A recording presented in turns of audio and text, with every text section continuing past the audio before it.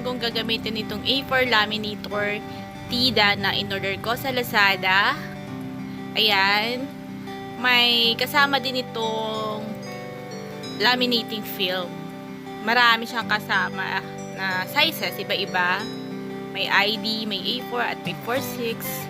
2 pieces each. So, sulit na sulit kasi mura lang. Maganda dito, hot and cold na siya. Kaya simulan na natin at lalagay ko na yung paper dun sa laminating film. Let's try.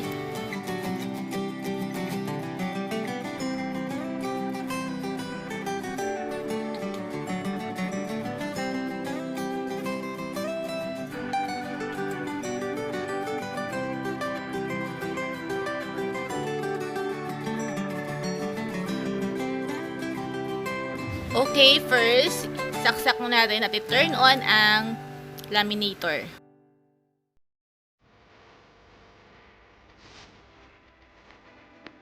Hot laminating ang gagamitin natin. Kapag mainit na, pwede nang ipasok ang film.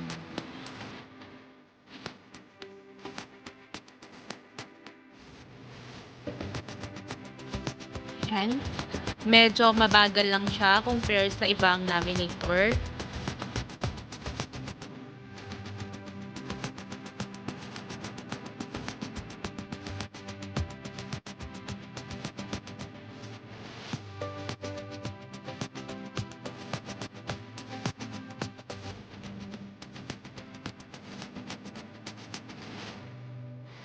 Kailangan kong hawakan kasi walang space sa likod. May printer kasi na nasa likod niya.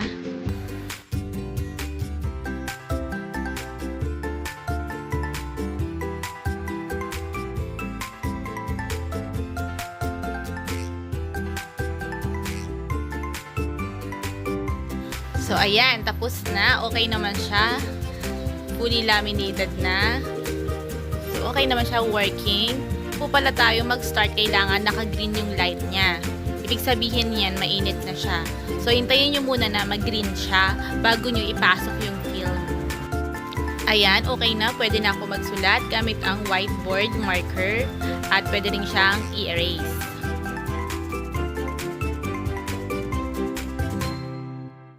Try natin. So, ayan. Okay na. Makakatipid na ako sa papel.